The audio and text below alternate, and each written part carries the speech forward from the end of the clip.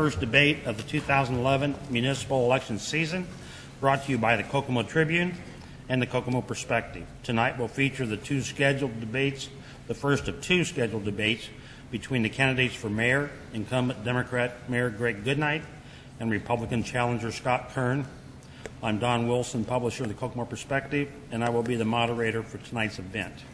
The debate is scheduled to last for 90 minutes and is being live streamed on the Kokomo Perspective website, kokomoperspective.com. The event is also being filmed for broadcast on KGov. We would like to thank Kokomo Center Schools for use of their facility here at Central Middle School in downtown Kokomo. We would also like to thank the Political Science Club from Indiana University for providing some questions for this evening's debate. The format for tonight's debate is as follows. Each candidate will be given 2 minutes for an opening statement. We will then begin the questions, with each candidate being given the opportunity to respond first to a question on a rotating basis. They will have 1 minute to respond, and then their opponent will have 1 minute to give a rebuttal. All questions for tonight's debate was developed by the editorial staffs of the Kokomo Tribune and the Kokomo Perspective, with additional questions being submitted by the IUK Political Science Club and were delivered to me just a short time ago. However, should I feel it necessary, I may ask the candidates to expand on the response to these questions, and I may ask follow-up questions based on their statements. We flipped a coin before the start of the event, and Mr. Kern has chosen to give his opening statement first, and he will receive the first question. Mr. Goodnight will be allowed to have the last word with his closing statement. Let's begin. You guys got the timer there. You understand the timer? Mm-hmm.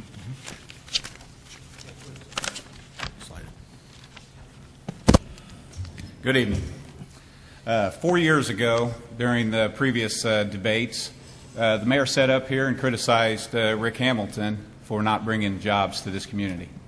I think now that after 3.5 years has gone by, I think we can kind of look at the net job situation as far as the job loss and the jobs created, and we can all agree that the net loss is a lot more than what we counted on.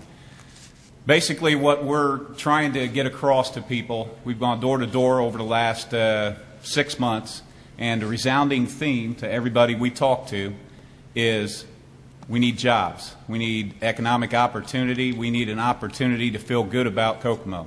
They don't feel good about Kokomo for whatever the reason. There's many reasons why that the citizens out there feel the way they do, and we're going to try to give them a more of an optimistic view on how things are going to be. We're going to try to create jobs.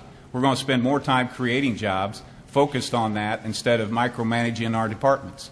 And I feel that if we do that, we can actually make a better place for the entire community. Because as far as I'm concerned, there's not going to be any department that's going to thrive during this economic situation if the entire city doesn't benefit. We have to, for the entire city to move forward, everyone else will actually move forward with it.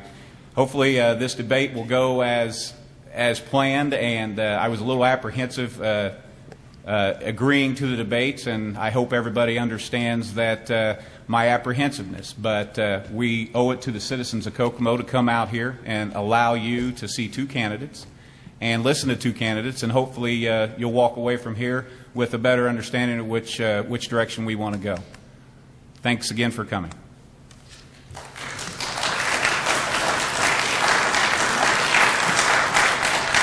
Mr. Goodnight.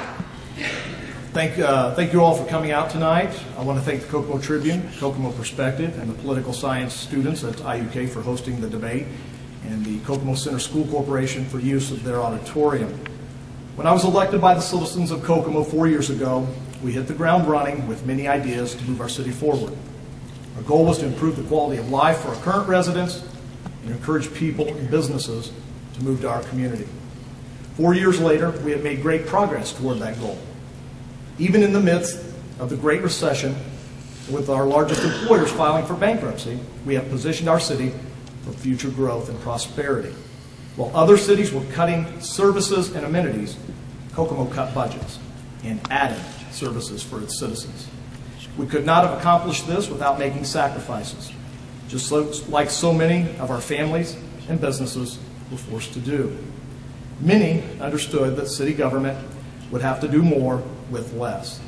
To lead by example, I froze my own salary during my first week in office, and it remains frozen to this day. I'm the first mayor of Kokomo to ever do this. We then froze all department head salaries and carefully began trimming each department's budget. We were proactive, and as a result of these tough decisions, we were able to balance and reduce the city's spending without burdening the taxpayers of Kokomo. We made these difficult choices to secure our future by preparing and planning for long-term sustainable growth. Although we've accomplished many things in the past 4 years, there's still work to be done. Our largest employers are reinvesting heavily in our community, and our economic comeback is getting both state and national attention. Forbes magazine, who once wrote us off as a dying city, now calls our job growth inspirational. And this job growth is coming not only from our large employers, but also many small businesses. I'm proud to say that we are helping get people back to work, improving the quality of life, keeping our city safe, all while spending less and reducing the size of government. If re-elected for mayor for another 4 years, I will continue to work every day to keep Kokomo moving forward. Thank you.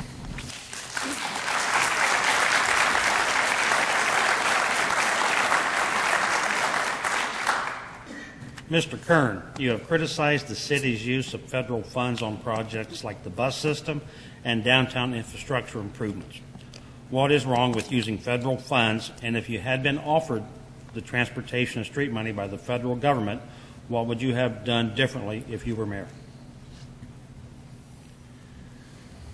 Well, I'll go ahead and tackle the trolley system first. The trolley system, as far as criticizing it, I'm not criticizing the trolley system.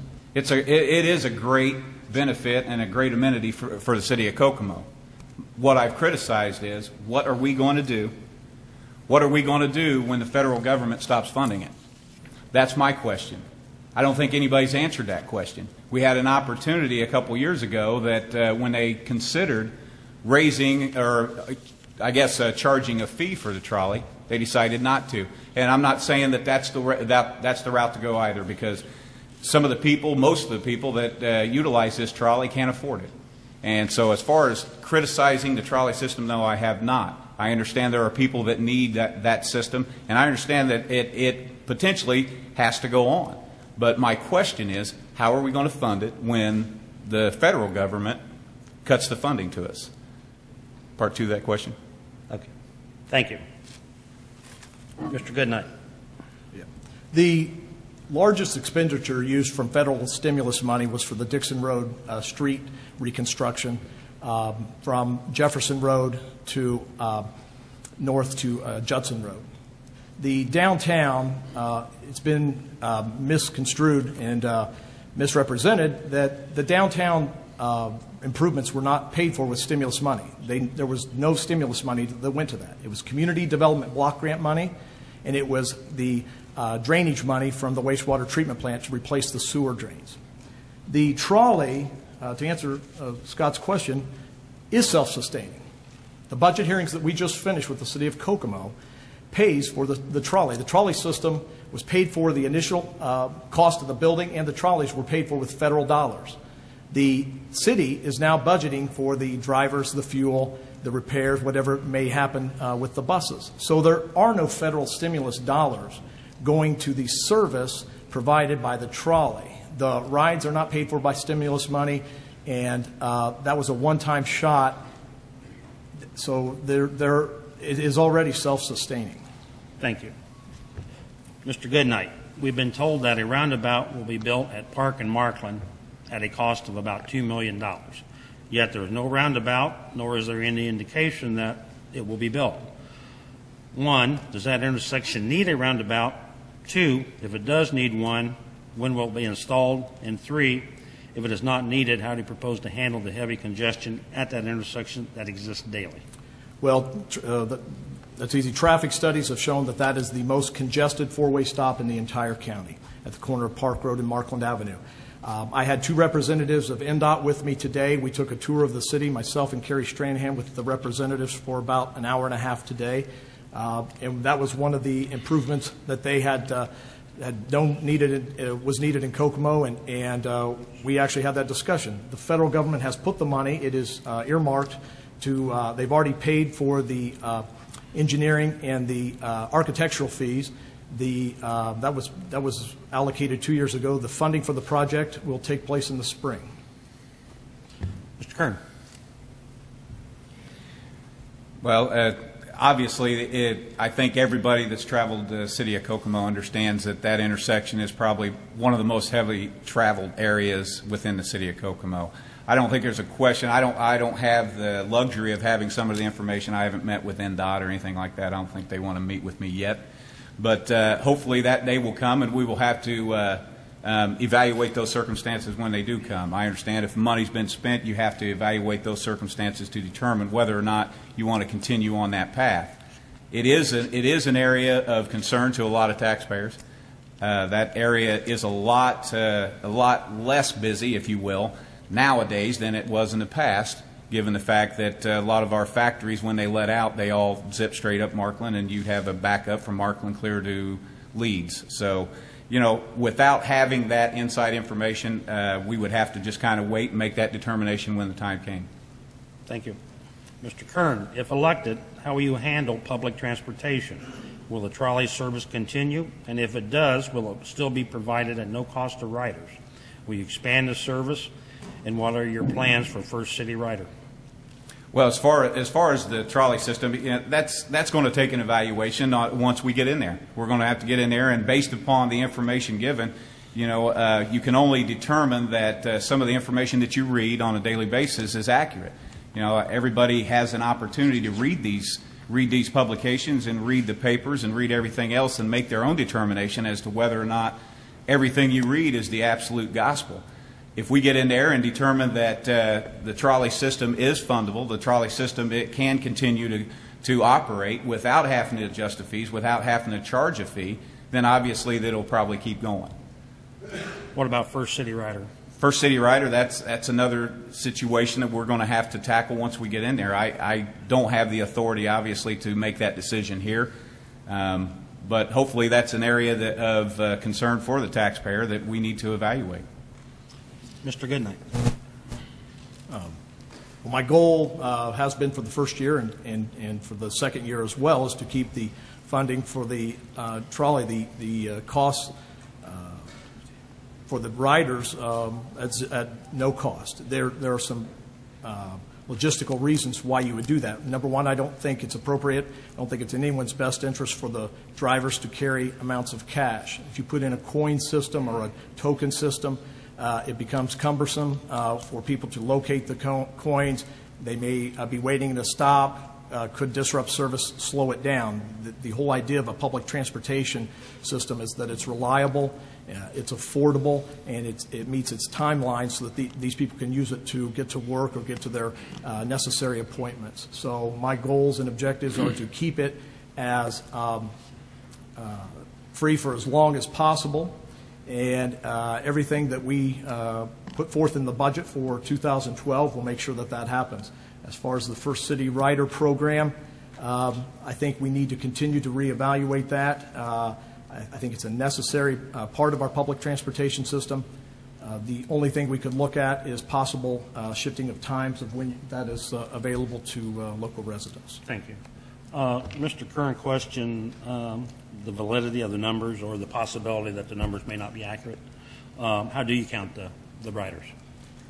As far how do we track them? Yes. Every rider, when they get on the bus, the drivers, and these are actually the FTA, the Federal Transportation Authority, they will audit the city's riders. They track them through the bus drivers themselves track that. As far as the budget numbers, those were all put forth during the 2012 budget hearings that we just completed. Thank you. Scott, do you have any more on that? Mr. Goodnight, this is from IUK. The bypass is now getting a bypass. What will you do to help stimulate and continue the business endeavors that have been built around the previous bypass, or the current bypass, I guess, on US 31? Well, that was one of the topics of discussion as well today with the representatives from NDOT. And The goals and objectives, we've been working very closely, our city engineering department, with the Greater Kokomo Economic Development Alliance. We've done a US 31 corridor overlay. We've looked at possible reuse and rezoning, not only on the current 31, but on the new 31. The goal is, as I tell people, we're going to have to make a lot of the right decisions. The new US 31, if we do things right, will be an asset for this community, but if we do things improperly or don't make the right decisions, could be to our detriment. We don't want businesses that are currently located on 31 to go and pick up and move to the new 31. So a lot of that has to do with proper zoning and restrictions on sewer use. We need to make sure that the new investment on the new 31 are investments to this community that we currently don't have, not necessarily retail and restaurants, but maybe light manufacturing, heavy commercial things, distribution centers, things along that line. Thank you. Scott? As far as the new 31, I agree that it's going to have to be industrial, commercial, kind of manufacturing based. But I think a lot of it has to do with communication. I don't know where the communication breakdown falls, but I know for a fact, I'll just give a quick example. Miller Furniture, they came in and for some reason the state decided they needed that line of houses along South US 31 and also Miller Furniture. Now they're realizing that they don't necessarily need it. Miller Furniture signed a 10-year lease with the Kokomo Mall to basically relocate, and now they're telling them that they don't need their building. So there are some communication breakdowns, and that's probably been one of my biggest criticisms since I've even considered running for mayor is the fact that a lot, for whatever reason, and I'm not pointing any fingers anywhere, but somehow the communication gets broke down and these kind of things happen, and it's detrimental to a lot of people in this community. Thank you. Rick? Yeah, please.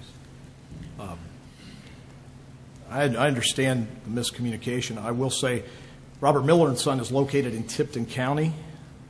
That was the problems they had with Robert Miller and Son were not within my jurisdiction. We did have a meeting a couple weeks ago about with NDOT and the US 31 coalition. Senator Buck was in that meeting, as well as State Representative Mike Karakoff, former Commissioner Brad Bagwell, and business leaders from the Tom Rethlake and David Rail, who have properties along US 31, and about some possible concerns. So sometimes dealing with state agencies, it can be cumbersome and somewhat frustrating, I guess. But as far as, and I've also had discussions with Tim Miller in just the last couple of weeks about proposed changes. So the communication between Robert Miller and Son, I don't know how that would be a reflection on city government or county government here within Howard County, but maybe an issue between NDOT and the private property owner.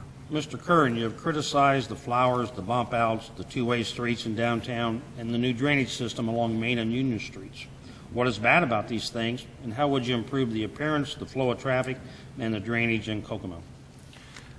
Well, first of all the items that you just mentioned, yes, I will admit I've criticized. I don't criticize the way they look. I criticize the timing of the situation. You know, we're in an economic crisis. People don't have any jobs.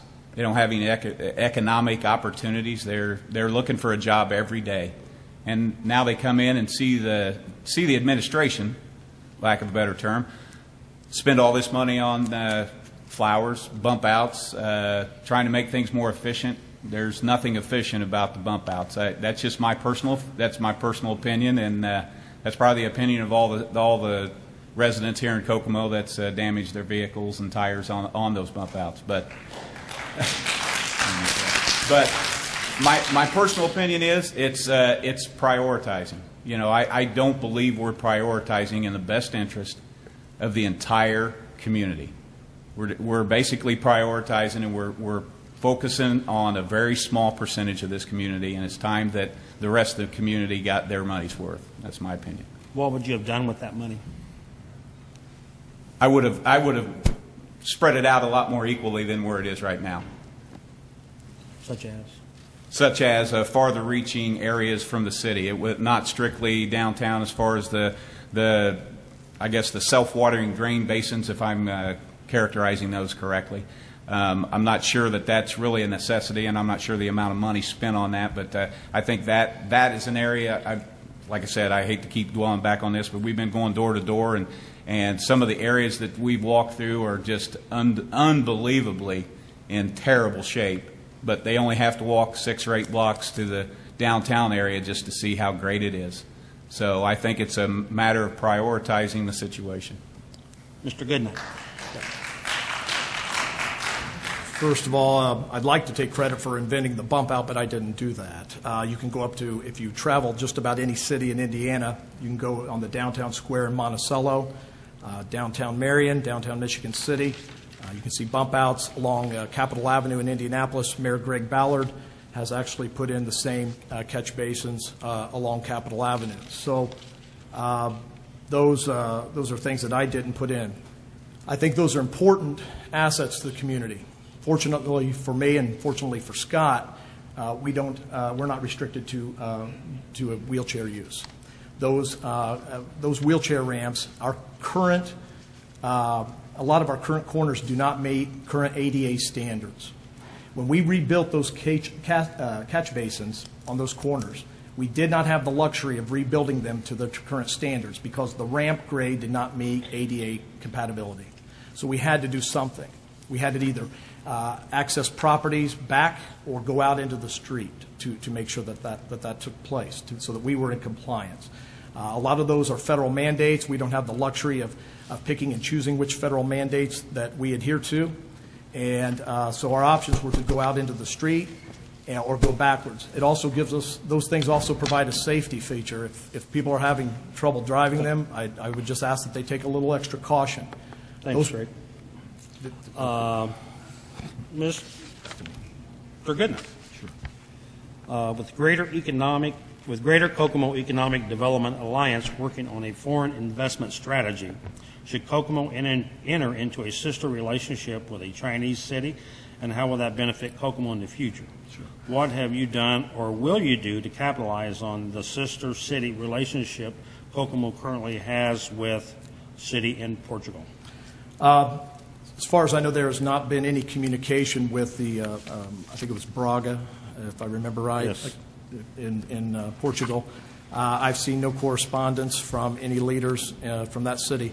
We are in the process of forming a sister city relationship with a city in China. I was very fortunate about this time last year to go to China with the governor. I was one of only 2 Democrat mayors that were asked to go on the trade mission. And we were brought into contact with leaders from the state who have basically helped educate me on the importance of forming sister city relationships. A lot of the cities that have foreign investment, these have been 25-year strategies for their communities. You don't get a quick win. That's not how business is done in the Asian countries, especially China. So we're in the process of forming that. A lot of that investment is a long-term strategic, probably more than 1 decade plan. Thanks. Scott. Yes, to the best of my knowledge as well, Braga, Portugal ended up being a, lack of a better term, a vacation for the previous administration, but we haven't had any conversations or any kind of, dialogue with them to determine whether or not they're going to bring some economic fortunes our way. As far as China is concerned, I don't see anything wrong with that, and I agree with the fact that it is a long process. It's not going to be something that's going to be done overnight. It is something that I hope this community benefits from it.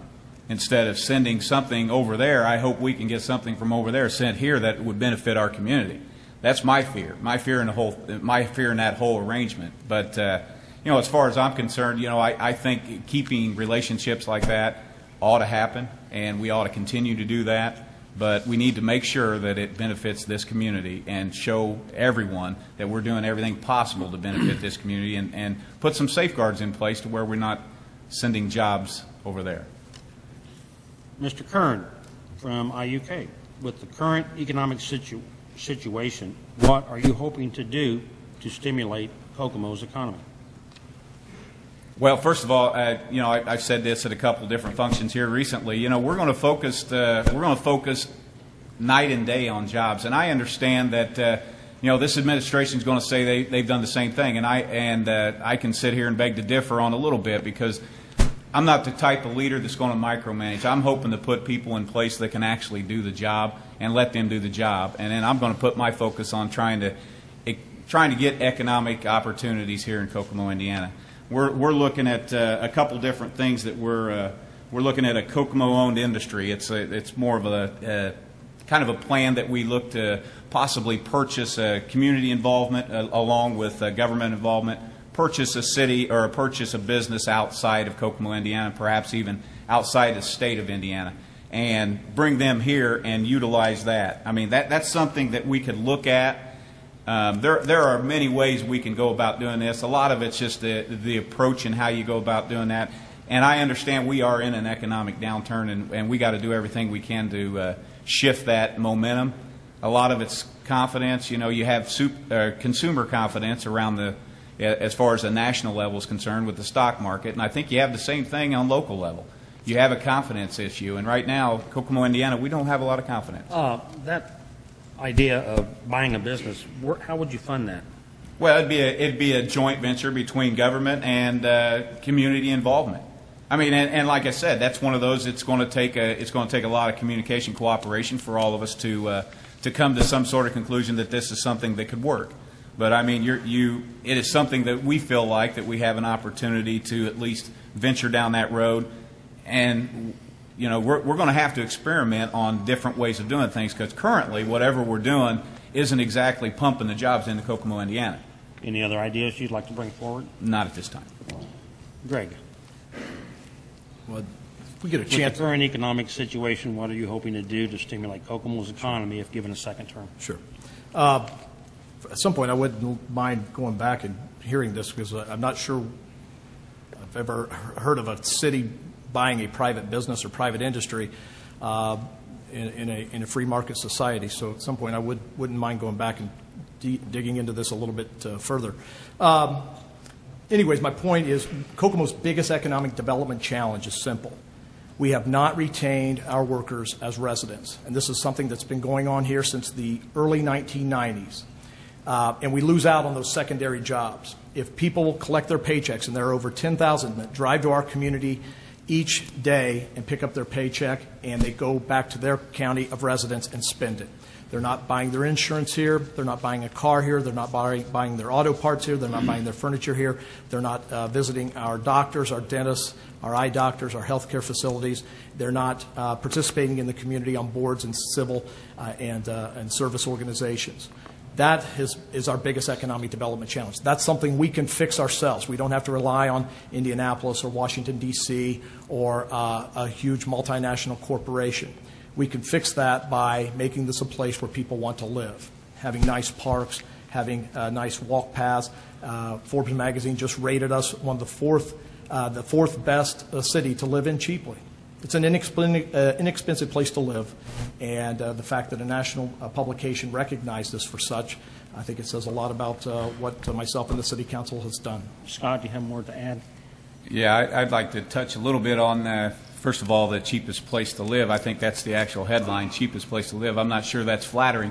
It's not to me. Years ago, I think 1994, it said it's one of the, sorry, I can't remember exactly what the quote was in 1994. It's one of the most economical places to live. It may be something like that. But cheapest place to live, I don't agree that it's a flattering term. And to touch a little bit on what he was talking about as far as your workforce living here and bringing your money back here, that's just that's dollars and cents. And I understand that, and I understand that we have to do everything possible. But it's one thing to talk it; it's another thing to walk it.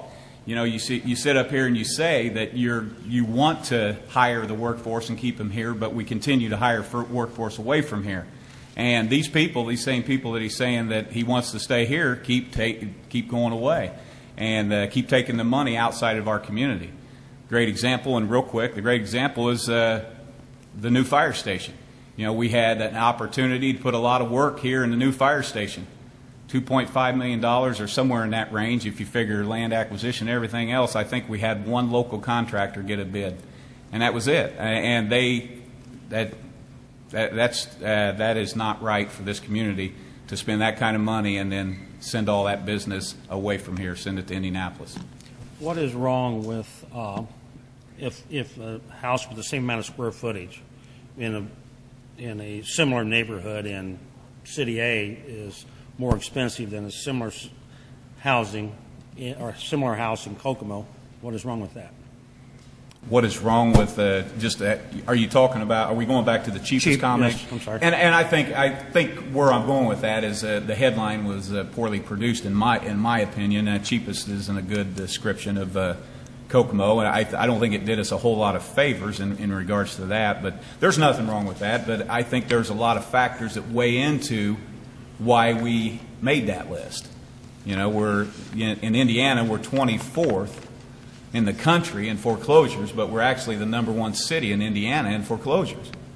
So, and Metropolitan did a study on it, and that's what 20 of the top 24 are from Florida. So, and that's what we're talking about. So we are. That's a category in which we're not doing very well in. So, Mr. Goodnight? Yeah, we've got a pretty long list here of things. First of all, I didn't pick the title. That was Forbes' title. But let's talk about, hopefully most of us read past the title and looked at what the article said. It gave us that #4 ranking based on our low crime rates, the quality of our local schools, affordable housing, and the quality of life in our community. And I think those are pretty high standards. But I preferred a better headline, or maybe a better name of the award, absolutely. But all of us can't live in a New York townhouse or on the beach in Miami. So the fact that the people here in the Midwest are recognized for, and we're recognized as a city that you can live in cheaply, I think it's a testimony to what we've tried to do. And for some of us that are struggling, it gives us some hope. The second part, I'm not sure if Mr. Kern just asked me to violate the federal the laws on bidding at fire stations. When you put out a public bid, you have to go with the lowest competent bidder.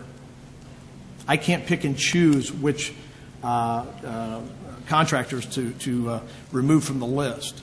I hope he just didn't ask me to do this so that the contract could be awarded to a friend or a local contractor and violate the law. That's not the process that takes place, and that's not the process that took place. Thank you. One other thing that he talked about a lot of things here. #1 city, you talked about for foreclosures. The #1 city in the state is Indianapolis. So I'm not sure where he's getting his information or if it's updated. But actually Miami County that touches Howard County has a higher percentage, as does Madison County, that is in just on the southeast side of Howard County. Thanks. Okay. Mr. Goodnight, you've been rumored in several websites, publications, that you're a candidate or maybe a candidate for lieutenant governor. What guarantee do we have that if you're elected mayor to a second term, you'll fulfill your 4 years? Well, I don't know that we go into rumors or websites or blogs, and I don't know what sources you're looking at. I haven't had those discussions. I also find it a little strange I'm the one being asked a question if I'm going to quit my job. That's not me either. But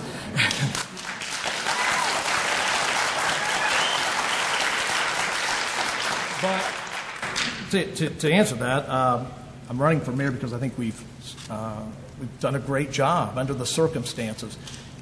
If candidates for office, whether it be a mayoral candidate, or whether it be a council candidate, or whether it be the newspapers or anyone, just compares Kokomo to Kokomo, Kokomo will always lose. When you compare Kokomo of 2011 with whatever your favorite year of Kokomo is, it's probably going to lose. What we have to look at is how we have, in the last 4 years, made it through this situation. We were hit as hard, if not harder, than any city in the Midwest. We are getting federal and state accolades. We are getting, we've led the state last year in private investment. last year. Led the entire state, 50% more than Indianapolis had, which is 20 times larger than us. So I think you have to look at those things as a whole and not just make the comparisons Kokomo to Kokomo. But again, your commitment to 4 years. Absolutely. Mr. Kern, on the flip side of that, as Mr. Goodnight alluded, you were appointed police chief and then you quit your position. Fire chief, I'm sorry. I didn't mean to. That's okay. Answer. That's okay. Fire chief, you were appointed to that position, served, and then quit. What guarantee do we have that you won't quit if you're elected mayor? Okay, well, you're using the term quit loosely. First of all, I didn't quit. I resigned. I'm sorry if you That's okay. resigned. I resigned, and I think if you read the perspective today, you can kind of get a little bit of rationale as to some of the reasons why I chose to resign. Every one of those reasons are true, contrary to what was written today. We have facts, we have subpoenas, we have everything. Anyone wants to meet with me afterwards and discuss whether or not it's valid, whether or not there was any truth to what happened today in today's perspective, meet with me after this and I will verify it for you. That way, if you have any question, we can move on. So I don't really like the term quit because everybody knows the reason why I resigned. There was a multitude of reasons. I won't go into it tonight, but there's a multitude of reasons. This man up here knows exactly why I resigned, but I don't think he'll want to go into it. As far as we can discuss a little bit about going on to lieutenant governor. My question is, if you're not going on lieutenant governor, why do you have nearly $300,000 in your reelection campaign? That would be my question. It's you say that around the state, and a lot of people think that's one of the most ridiculous things they've ever heard. A mayor of a city this size having that kind of money at their disposal. It is. It makes you raise your eyebrows a little bit. It does me, because I've seen how some of that money's collected. I appreciate the fact that we are collecting our money the way we're collecting it. We're asking for it. If you can afford it and if you support us, great. If not, have a nice day and we move on. That's how we do it. Mr. Kern, I think, Yes. Do you remember your previous Republican candidate for mayor, Matt McKillop, who was mayor and then ran again? Uh-huh. Do you remember how much money he had when he ran? No, I don't. Mr. Goodnight, do you have a response to his question? Sure. His answers? Just real quickly, in comparison, Tony Wrzworski, mayor of Lafayette, good friend of mine, does not even have an opponent this year in the election and is sitting on more than I am. And so I don't know that it's completely unusual to be in those situations of having financial support. On the second note, anyone that follows state politics, and I do follow it. I follow federal politics, and to run for the governor's race next year is going to cost each candidate between $16 and $20 million. I don't think $200,000 or $300,000 or $400,000 is going to get you anywhere. So simple math says that those kind of numbers won't get you the job. Mr. Kern, you claim the city is spending more money every year. Mr. Goodnight, you claim you are saving money every year. Explain or defend your positions, please. Scott? Well, basically, if you look at the levy's raised every year since it went down the very first year, and then it's raised every year for the last 3. I guess my stance on that would be we're explaining and publicizing to the papers and everything that we've eliminated. I've seen, depends which paper you read on which day, I've seen anywhere from 80 to 50 employees. I think currently the number stands at 50. If you do the math on that and you start making a determination that you've eliminated that many employees, yet you're still spending more, it doesn't take a rocket scientist to figure out exactly where that money's being spent. I think as soon as everybody leaves here tonight, you'll understand where that money's being spent. So that's my problem with it. I think it's still prioritizing.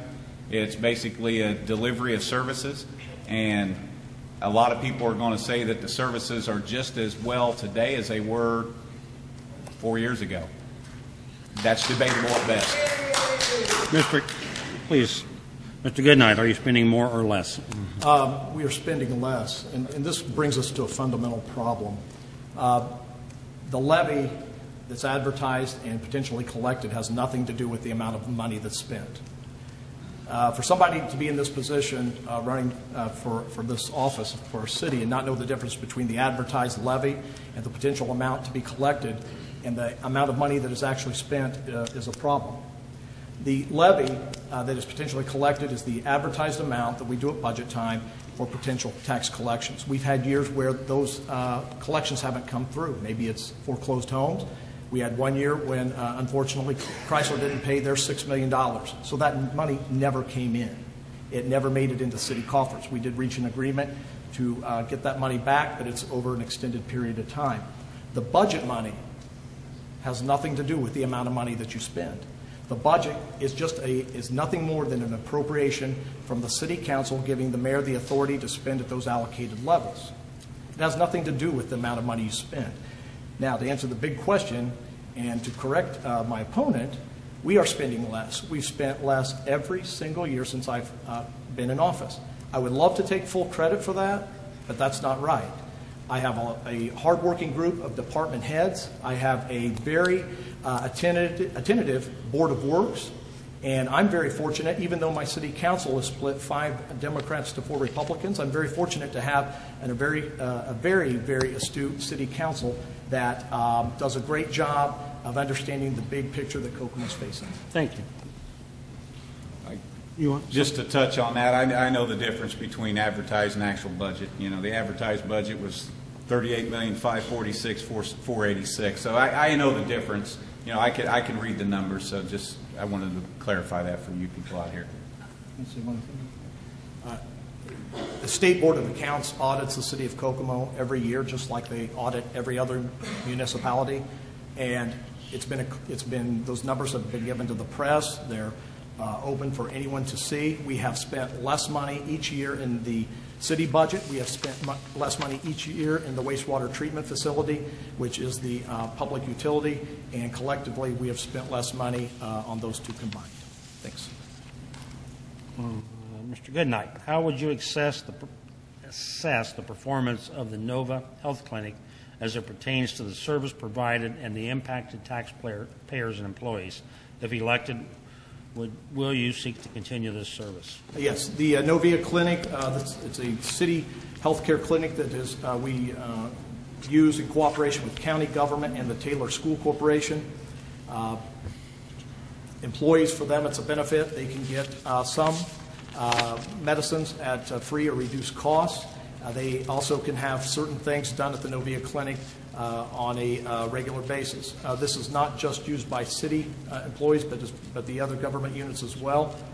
We are in the process of looking at other things within the Novia Clinic. There are some groups out there that not only provide the immediate medical services and the preventive medicines, there are also groups out there that look at other things, such as workers' comp and things that are not currently covered by the Novia Clinic.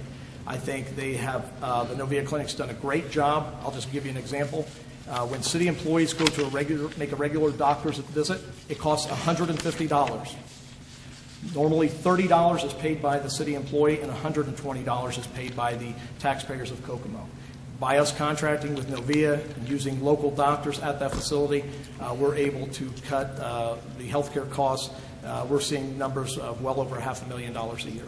Scott.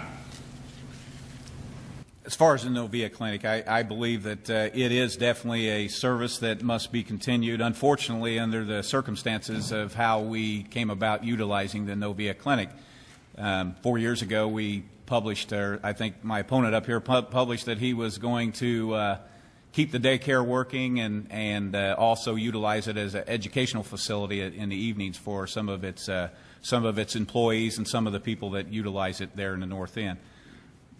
Whatever reason, they chose to shut it down. Those kids had to go somewhere else, and those employees were shifted. Some were left without a job. Some were shifted to City Hall.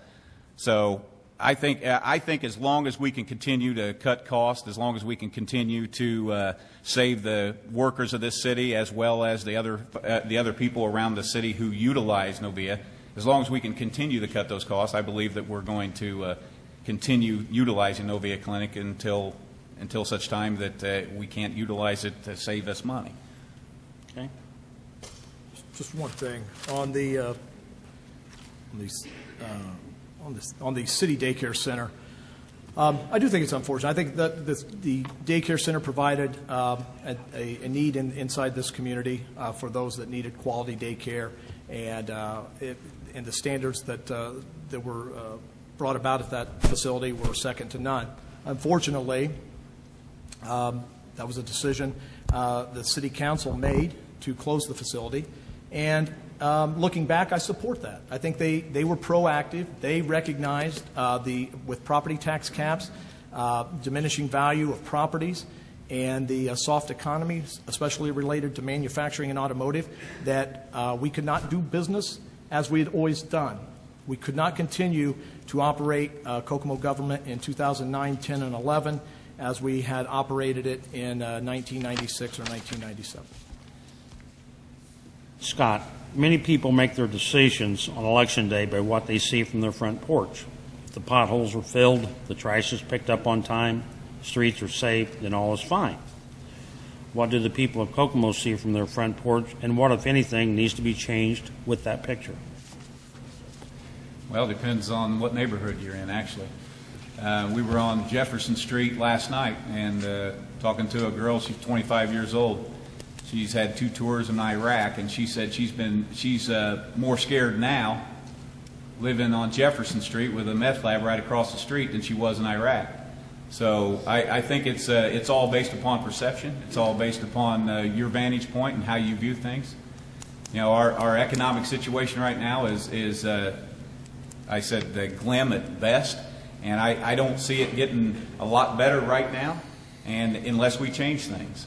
And right now we got to focus on jobs. If we don't focus on jobs and changing the economic climate throughout the entire city instead of certain areas of the city, we're going to be in trouble. And these people, what they see, at least what we've heard, and I'm just basing it off what we've heard going door to door in the spring, summer, and we've done 2 weeks of it in the fall. They're not thrilled about what they see because you know what, all they got to do is drive anywhere from 6 blocks to a couple miles to find out exactly how their sidewalk can look. They can look out their front door. Their sidewalk doesn't look like it does around here, but their sidewalk, they know that their sidewalk needs attention. They just haven't had attention in quite some time. So that's the problem we have, and hopefully we'll get an opportunity, and we'll make it better for the city as a whole instead of just a small set group. When you were out last night and the lady mentioned the meth lab across the street, did you call KPD and turn it in? No, it was a meth lab that had already gone through the fire. I mean, it had already exploded. There was a fire and everything else. It was a meth lab that already It burned out. Yes, and a couple of abandoned homes and stuff like that. So that's why I said that's what brought her fear to the forefront. So, Mr. Goodnight. A few things. You can cherry pick any neighborhood and isolate it and say there's a pothole, and that we've had that for decades.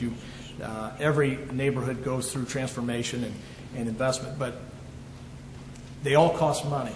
And that could have been an option of not doing anything in the South Main Street or South Union Street area, not done anything on North Washington Street, and focused on Jefferson Street or any other street. But it would have not enhanced that neighborhood. Also, it would have taken from the Kern investment. You can't, unless you find this new pool of money, and if you have access to it, I'd love to see it, you have to decide which ones will have the biggest impact on our community.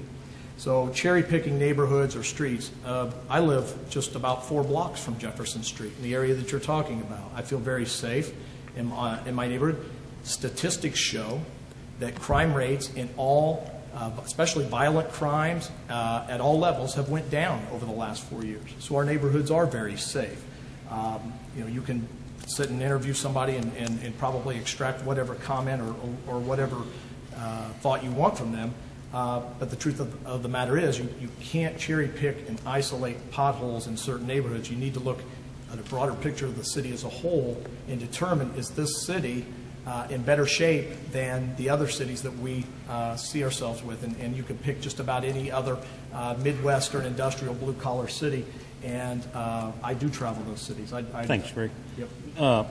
Scott, do you think the city's better or worse now in regards to that than when Mayor Goodnight took office? Well, personally, there's less cops on the street. I can tell you that, and that right there is a detriment to the safety of the citizens of Kokomo. And what he just said in regards to cherry picking neighborhoods and stuff like that, cherry picking neighborhoods, you look at it from the standpoint I think you evaluate the city as a whole. Yeah, the city as a whole may be safer, but if you go to certain areas and cherry pick that certain area, cherry pick the certain areas around where we were referencing the other night, Jefferson. Cherry pick that 4-block radius right there and see exactly how safe it is in that 4-block area. And that's the reference that I'm trying to make. It's not whether or not the city as a whole is safer. If we put more police on the street, then we know for a fact that that area is not being neglected. And I know for a fact, just by virtue of listening to these people day in and day out, going door to door, that they are fed up. They are fed up. We went door to door the other night, and I guarantee you I was in one of the areas that most people in this room, if you took a survey, and I asked them what the most dangerous area of the city of Kokomo was in, they would pinpoint the area we were in, and I didn't see a cop for 4 hours. We went door to door for 4 hours. I never saw one police officer. So that kind of leads me to believe that there's not enough police officers in the street. There's more of them in the administration now than there ever has been. And hopefully people will understand that. You're not going to read that in the paper, but you might see it here. And that is a fact. Do we need more firemen? Fire people? I'm sorry? Do we need more fire personnel? Do we need more fire personnel? Depends on what stats you read. I mean, Do you think we need more fire personnel? To adequately provide the service, you definitely need more firefighters, especially with the annexation coming up. This is the annexation when the annexation came up, the mayor basically put a proposal out there on some of the coverages that we're going to provide. That coverage I don't know if we have any annex people in this room, but that coverage that you said you were going to get, that you read you were going to get, you're no longer going to get. So just so you know that, I don't want you to think that you're going to get what you were promised when this whole process started, because it's not going to happen. That's just the way it is, and that's the facts. You won't read it. You won't read that in the paper either, but you'll see it here tonight. Greg, do you have any follow-up? Well, throughout tonight, I've heard a series of complaints and listened to the dialogue, and I guess there is a difference between us two. Some of us look at things, and we look at in a positive manner, and we look at things as the glass is half full, and there's some people that always look at the glass as half empty.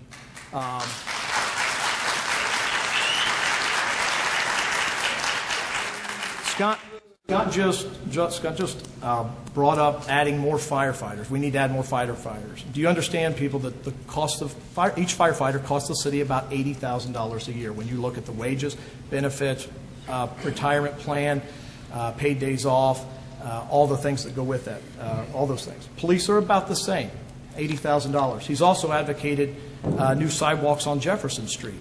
I haven't heard a plan yet on how he's going to, as he criticizes me for my spending habits, I haven't heard a plan yet on how he's going to pay for all these additional police officers that he doesn't see at night in that 4-block area or whatever.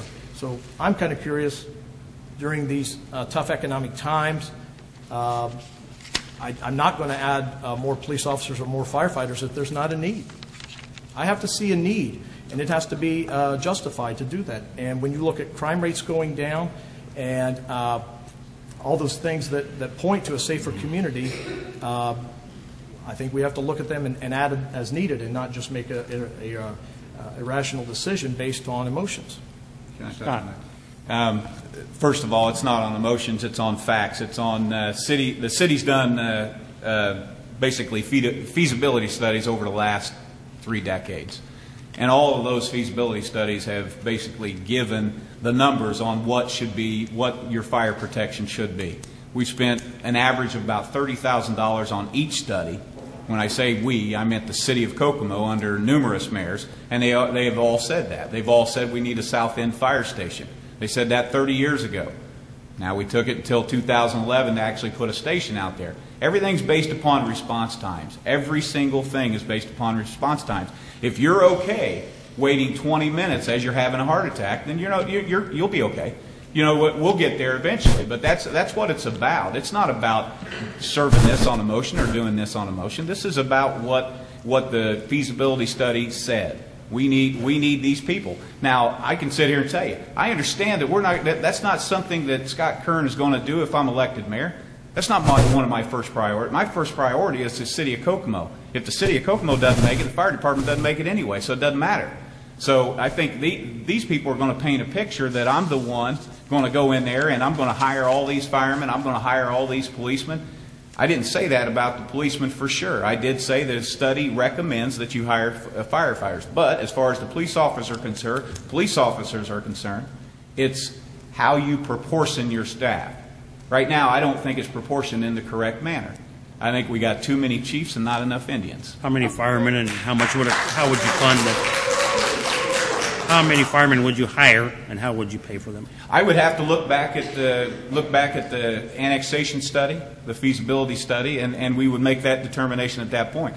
We're in uncharted waters right here. We're getting ready to go into quite a bit more area, and right now we've got less people now than we had 30 years ago. So, and we've broadened our coverage. So that's going to add to your response times. And that's all this is about. It's all about response times. And if the citizens are okay with a 20-minute response, then God help us, because it comes down to cherry picking. We talked about cherry picking. The majority of the people aren't going to have a problem. You're not going to have a problem until you need us, until you need a firefighter, until you need a police officer. And then you know what? You're going to all of a sudden become a statistic. And I'll make this real quick and end it. The previous mayor candidate, Rick Hamilton. He didn't have a good view of firefighters either, way back in the day. His house caught on fire, and we put his house out. Contained his fire to a kitchen fire, and it could have burnt the whole house down. We got to his house in 2 minutes and I think 40 seconds. Okay, he lived pretty close to the fire station. That helped. 2 months after that, his daughter got in a car wreck. I happened to be the captain on the squad, and I extricated her from the car accident. She was hurt really bad.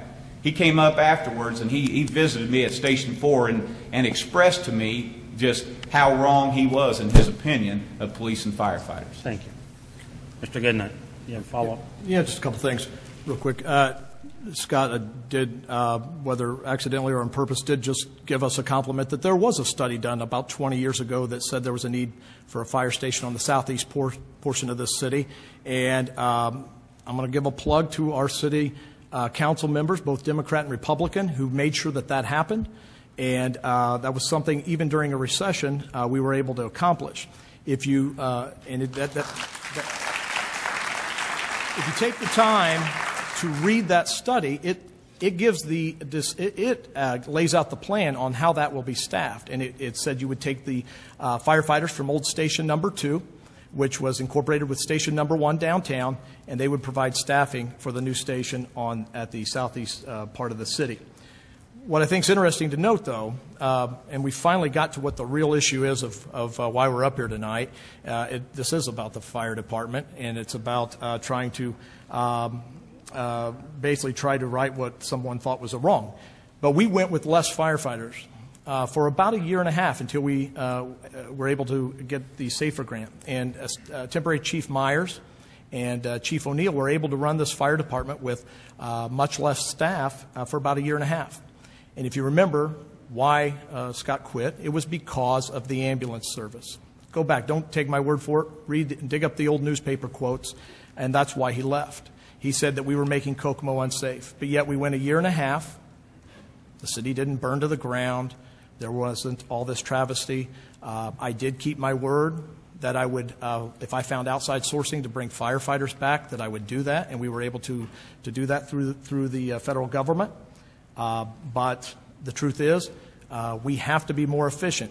He was asked earlier to tell how he would pay for these things. He still hasn't given that answer. Scott, I read a statistic the other day that says 75% of our country is protected by volunteer fire departments, and our county is all volunteer. Do you feel those counties our county and other communities are unsafe with the volunteer fire departments handling such a large load? Handling such a large load, that's based on geographics. You know, the reason why that the statistics say what they do is based upon how geographics set up. That's why you have urban areas and you have areas within the county. I'm sorry? How about our county? How about our county? Well, I mean, everything is based upon response times. If you've ever had a dealing with a paid department versus a volunteer department, they all have their services and they all do a great job. But the fact of the matter is, a volunteer department, if you're a volunteer firefighter, you got a job somewhere. Your pager goes off, you leave your job, you go to your station, you get to your station, then you get to the scene, and then depending on the severity of the situation that you get to, you may not be doing any good at all once you get there. So, go ahead. Are county residents safe? Are they as safe as city residents? No. Thank you. Somebody brought up annexation a while ago. 4 years ago, the annexation of property outside the city limits was a campaign priority for Rick Hamilton, as it was for former Mayor Matt McKillop. Mr. Goodnight obviously agreed with the Republican opponent and his predecessor from 2007 and pursued an expansion, apparently with success. If you had to do it again, would you have handled things differently? And as for Mr. Kern, what is your opinion of the annexation? Mr. Goodnight. Yeah, once, you know, and one thing Scott alluded to earlier that is absolutely true, once you get in the office, there's information that's available to you that just sometimes you're just not aware of. And one of them is that when I came into office, City Engineer Kerry Stranahan notified me that there were huge amounts of people that were on city sewers that had signed waivers and had committed to not fighting annexation. When you looked at the logistical problems of running a city, when you had pockets throughout, I always use Williams Drive and Tally Ho Drive. To get to Williams Court, you actually, under the current configuration of the city, would have to go down. There was no way to get to that city court without driving down a county road to reach it. It was not an efficient way to run any unit of government. So we took an evaluation, what could we do, and how can we make this right?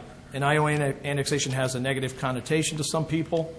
You can look at Lafayette. In the last 2 decades, they've more than doubled their size through aggressive annexation plans. It's been done in Fort Wayne. Just about every community. Muncie had one just a couple of years ago. So it's a natural progression of the city. I grew up in Country Club Hills. I grew up in the county. It was not annexed until 1975 when I was 10 years old. But I think all of us recognize that Country Club Hills is, in fact, a part of our city. And what we tried to do was look at what are the true boundaries of our community and make sure that that is what our city represents. Scott, what's your opinion of annexation? Annexation, I believe that there are certain pockets of annexation that absolutely do help with efficiency. You got areas of Terrace Meadows. You got the stretch on Lincoln Road between Webster and Park. Those are just a couple areas that we're referencing here. That's just common sense that you're going to have to annex that area when you're on an island out by yourself. And that is going to hurt your efficiency in regards to providing services to the rest of the city. But as far as forced annexation, I'll be honest with you, to me that's borderline unconstitutional, and that's my personal belief. But I believe there are ways to be able to communicate with people. If we're a community that's so popular that we're trying to draw people in from the outside, why do we have 65% of the people disagree with the annexation? I'm a little confused on that, but that's just my view on it, on annexation. I think it is beneficial as long as it truly is efficient, and I don't necessarily agree with the extent to the annexation that this administration went through, but that was their choice at the time. Well, I'll just refresh everyone's memory. We went through numerous public meetings on annexation. Obviously, some of them contentious with some of the neighborhood associations. Some of them were very informative for people. We also went through readings at the city council meeting. My opponent, as now I'm finding out that he is opposed to annexation, never spoke up at any of those city council meetings. Didn't write a letter. Did not write one letter against annexation. Didn't speak up against annexation. I wasn't at all the meetings myself, but I'm pretty sure he didn't even come to the meetings. So to be critical, once again, of, like I say, what we've we're hearing it again and again. We're critical of the decisions, but I'm not hearing any answers tonight on how things would have been done differently. So. Can I touch? Well, first of all, to touch on that just a little bit, as far as not coming back and not attending the meeting. I think I attended every meeting but one. Reason I didn't say anything, if you say anything and there's a lot of people. I'll look at this side of the crowd. There's a lot of people, and you know what I'm talking about. You can't disagree with this man. You disagree with this man, it's your last day in office. So I'll just let you know that. You can boo. You can boo. I'm serious, and this is the unfortunate part about a debate. But you know what? I'm about as honest as you can be. You cannot disagree with you cannot disagree with this man. If I would have told him, I'll give a great example. And I will give a great example. Tim Hewlett. Tim Hewlett's a firefighter. He disagreed with annexation. His kid was fired the next day. Should I say more? I assume you have. Yeah, this is kind of once again. I still haven't gotten any answers on how we would do things differently. I'm hearing a lot of complaints. Couple quotes, just to refresh everyone's memory. I was harassed by Dick Knight and Chief Pat Donahue. Excuse me. I don't mind if anyone has a personal vendetta against me. I don't mind confrontation. I think the city is abusing its power. I'm trying to protect myself against a politically motivated vendetta against me. If McKillop is proud of the fact that Dave Duncan harasses his firemen, I think he needs to reevaluate his chief. He needs to reevaluate himself. These are comments Scott made, but he didn't make them about me. He made them about his previous bosses. The first one was made under the Troball administration. The other three were comments he made under the McKillop administration. When we look at the things that are going on in our community, and we do need to focus on things, those economic development problems, the unemployment. I do wish every road was paved and every sidewalk was perfect and there was no infrastructure needs in this community. That would be wonderful. Spending our time airing our personal grievances and our personal complaints is not a productive way to get us where we need to be so that we are a city that draws educated people to this community, a city that, through our current city council, appropriates money to help, $150,000 recently to help with some of those sidewalk problems on the school routes for Kokomo Center schools, worked cooperatively to do that. Those are the things we need to be focusing on.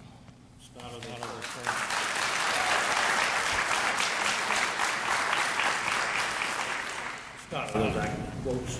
What's that?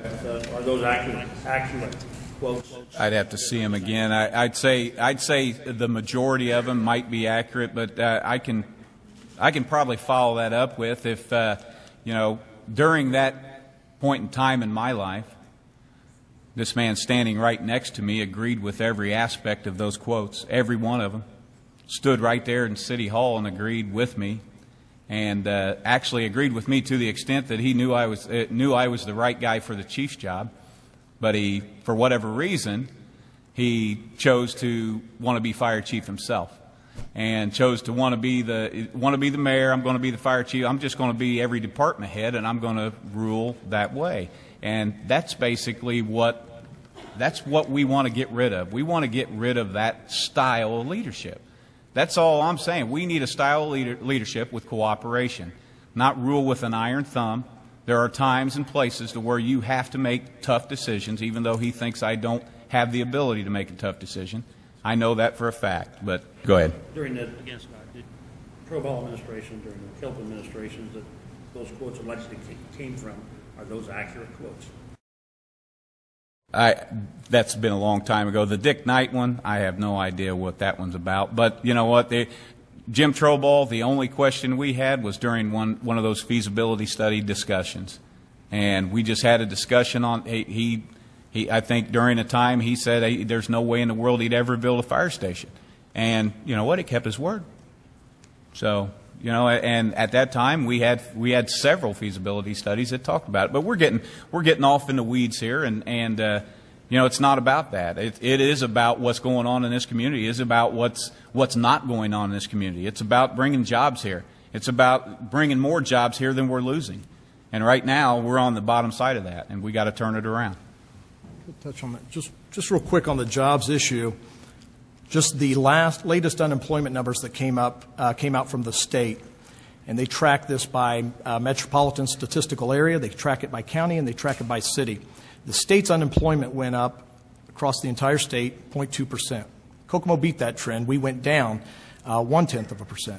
That's 0.3% in 1 month, a change. We have added jobs, and these are backed up in those numbers. Not only do they give you the unemployment numbers, the state provides the employment numbers. The employment numbers show that we are gaining jobs in this community. It's not because there are people that have either moved here, maybe they've come back from college, maybe and bring with them, maybe one of the students is unemployed, maybe the spouse is unemployed. The unemployment number has not decreased as much as any of us would like. The truth is we are adding jobs in this community, and we have been consistently for the last 18 months. Thank you. Scott, directed to you, I believe. You're up. Ever since caveman times, the city and county have not had good relationships. Recently it came up about paying legal fees. I'm sure you're familiar with that scenario. Mm-hmm. Would you have... Pardon? Yeah. Oh, I'm sorry. The mic slid away from you there. There you go. It just kind of slid down a little bit. Is that better? Thank you. City-county relationships. Yes. Over the course of time has not been good, regardless of who the administration is. The most recent situation came up with paying legal fees, which I'm sure you're aware of the situation, the scenario. Mm-hmm. Yep. Would you have paid the legal fees? I think in the context of trying to get along and trying to develop a good cooperative relationship between the city and county, I would think that the city should step up and help them out in that regard. But that's just my opinion. Okay. Greg? The answer is we did help pay. City residents, and that's who I'm elected to represent, as well as all 9 members of the Kokomo City Council, represent city residents, and city residents did help pay. We paid the same share for county taxes as everyone else in this county. We're once again, I mean, we still haven't got a plan on how we're going to pay for additional officers, additional firefighters, sidewalk improvements on Jefferson Street, and now we're looking at adding to that as taking money and now handing it over to county government.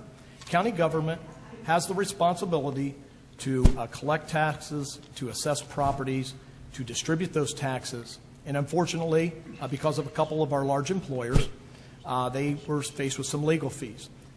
To put that burden disproportionately on the people who reside in the city, we went ahead and paid a portion, and I'm not sure exactly how they reached how they thought we should pay, but for city residents that live in Center Township, you would have paid it through your county taxes, your Center Township rate, your library rate, your solid district rate, your library board, about 5 different units, Kokomo Center School Corporation rates. We would have paid about 90% of the legal fees associated with that, and the people in the outlying areas of the county would have paid a minuscule amount. That, as a representative, as the person that's in charge of representing city taxpayers, I think it's irresponsible, completely irresponsible. No more should we be paying for other government units' taxing liabilities. We shouldn't be doing that. We shouldn't be paying for Tipton counties through city tax collections. We shouldn't be paying for Miami County or Grant counties, any of their legal fees either. So, can I touch on that? Sure. First of all, in regards to that, it was legal fees. They wanted to basically help out. I believe the city of Kokomo should have taken their responsibility to help out, because had the county not stepped up and done what they did, the city of Kokomo wouldn't have got $2.4 million. $2.4 million out of their efforts. It was their efforts, and everybody knows it was their efforts. And I believe that out of a cooperative spirit, that you got to show that this is the kind of cooperation that you need. We all know we're experiencing consolidation. We're experiencing any kind of joint services and stuff like that. That's just, it's all, these are things that we're going to see continued from here on out. You have to do it in order to survive. And I understand that. And the last thing you want to do is keep a volatile relationship going within the city government and county government. And it has been, back to the dark ages, as you said, it has been a pretty volatile relationship. I'll have you know I wasn't involved in that, so I can't get accused of being the one, the mastermind behind that. Well, a couple things, and no offense, I don't think Scott has a clear understanding who made that happen. And I would ask you to talk to Sheila Pullen, who is the Center Township Assessor. But it was, I will say this, and accolades to both newspapers, it was published that the decisions made by Council President Mike Kennedy and the entire City Council by withholding potential tax abatements was the leverage that was needed to get that taken care of. I was involved in those conversations. The county did not act independently. I was involved in many of those meetings, and we talked about things such as sewer rates for industrial properties as well, and in comparison to residential rates. Those were the tools we used to make sure we could get the best deal that had an impact for all of the people in Howard County. Again, I state we did help pay for it. City residents did help pay for it.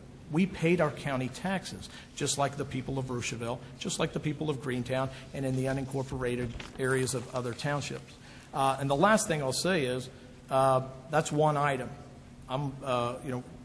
Commissioner Paul Wyman has done a great job, and Commissioner Moore and County Councilman Jeff Stout and John Roberts, and working together on just 5 recent projects, 3 of them road construction projects, one of them Darrow Chapel sewers, and the other the funding for the Greater Kokomo Economic Development Alliance distribution. And so we've worked together on Novia Clinic. There's just a philosophical differences on whether Kokomo residents should be forced to pay 2 times. And since Scott is an advocate of paying for that, I wonder how he's going to pay for it. And I'd like to hear that answer as well. Scott, any more? No? No. Last question, I believe, before we go to closing statements. Mr. Goodnight, if a local union went on strike over a contract impasse involving wages and work rules and approached you for public support, how would you respond?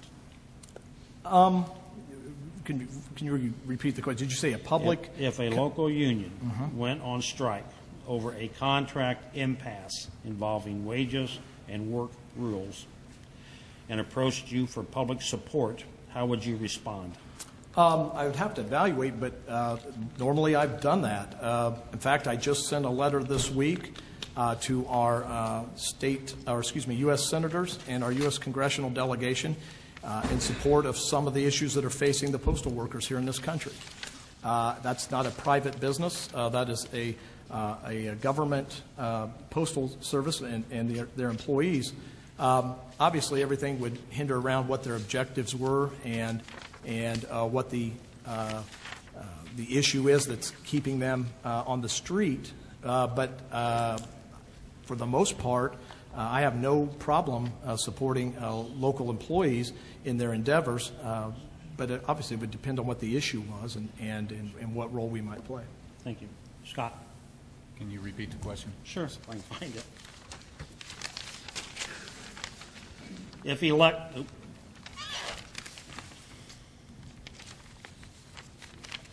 If a local union went on strike over a contract impasse involving wages and/or work rules and approached you for public support, how would you respond? Well, given the fact that it's somewhat of a hypothetical question and not having the facts in front of me or anything like that, I would be kind of beside myself to go ahead and comment on that as to how I would handle that. I would hope I would handle it in a fashion where the cooperation would work out and the contract would work itself out through communication. But as far as I'm concerned, it is a hypothetical question. So without that knowledge and without you didn't give me an exact, I guess an exact example of what we're talking about. You said a local union. I mean, what would you do if you want an exact example? You've heard of the term blue flu, red oh flu, yeah, whatever. Yeah. Well, what would you do? There are several agencies that you're not allowed to do that. What anyway. would you do if either the fire department or the police department was injected with the blue flu? Well, I mean that's a case where you just got to handle that the best way you can when that situation arises. When you're in that position and people just decide to take the blue flu, then you better have your secondary option in place in regards to being able to handle the situation. We have to handle that situation. I think you'll never get people to do that in this community, as far as I'm concerned, any longer. I mean, that's something that happened decades ago, and I don't see that happening anymore because jobs are too important and jobs are too scarce, and people can't afford to walk away from that for that kind of issue. I get the only difference being if it was a group of public employees who are prohibited by law from striking, that changes things dramatically. Obviously, I would not side on the group that is violating any state or federal law. All right. Closing statements. And Scott, you go first. I lost track. Well, first of all, I appreciate the opportunity to come up here tonight. I was, like I said earlier on in the opening statement, I was a little apprehensive, still am. But we have to focus on what the real issues are. The real issues are, what's going on in Kokomo, Indiana. Our economic opportunities are far and few between. We've painted a picture up here on certain things going on in the community, and I think the realistic version and what you read in the paper version sometimes differ. And when you go out and talk to the public, and like we have over the last 6 months, I think they realize that they're not exactly thrilled with what's going on.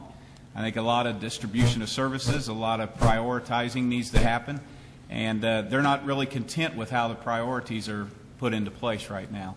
And if given the opportunity, I hope not only myself but the people surrounding the administration within the city of Kokomo and the county, we can all get along. We can all figure out a way to make sure that we stop the bickering. Maybe we can set a trend stating that go as far back as the Dark Ages to say that Howard County and city employees or city government can't get along. And I'm hoping to bring an end to that. And if given the opportunity by the citizens of Kokomo, I know for a fact that we'll bring an end to it, because it's just that's not going to be an option in this administration. It's going to be cooperation or don't cooperate, and you won't be part of it. And it's not under a dictatorship. It's going to be under allowing people to speak their minds and bring in other options, other ideas to the table, and discuss them and work out the best deal for the entire city, not just 10% or 5%, the entire city. And that's what we're focusing on. We're missing 90% of the city right now. 90% of the city is not getting the needs that they have. And I believe if given the opportunity, we will do that. And just to touch on a little bit on the police and fire and Jefferson Street and everything else, I never committed to doing any of those things. Every one of them is going to take a careful evaluation. Every one of them is going to be, you're going to have to determine the revenue that you got coming in and the revenue that you got going out. You need to make sure you prioritize that in the best interest of everybody involved. Thanks, Scott. All right.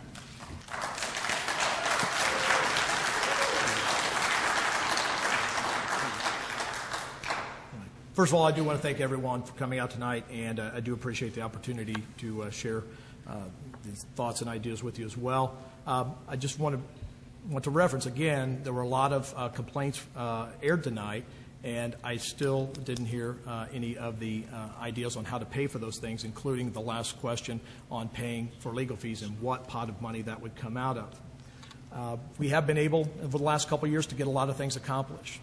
The bus system that we were able to put in was something that the United Way did a needs study over a decade ago, and said that the transportation was the #1 need in this community: reliable, affordable public transportation. We've been able to accomplish that. By working cooperatively with the county, we were able to combine dispatch, something that had been talked about for more than 2 decades in this community. We were able to make that happen, and that was cooperation on both the city council, county council, the commissioners, and the administration. Kokomo's in a position, we're going to have to make a lot of the right decisions over the next few years. We have to make sure that our limited funds are spent properly and have the biggest impact on the majority of residents in this community. We have gotten recognition throughout the city, throughout the state and throughout the country for the decisions we've made. We have the highest bond rating of any city in the state of Indiana, AA+. I think that's a testament to the city council and the administration. We are the only second-class city that we can find that has 0 debt. We just paid off the fire station last week that we cut the ribbon on, and we have 0 debt for this city when it comes to general bonds and edit bonds. So I think we're in a unique situation for future growth, and I think we've earned the respect of our peers throughout other cities, throughout not only Indiana but the Midwest. And I appreciate any help and support you can give us this fall. Thank you.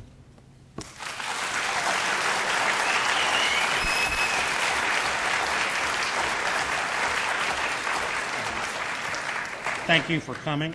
The next 2 weeks we will be right here with the city council candidates. And 3 weeks from today we'll be here with another mayor's debate, unless Scott's apprehension gets the best of him. So it is important that the candidate's position on the issues leading up to the election are heard and aired. So thank you very much.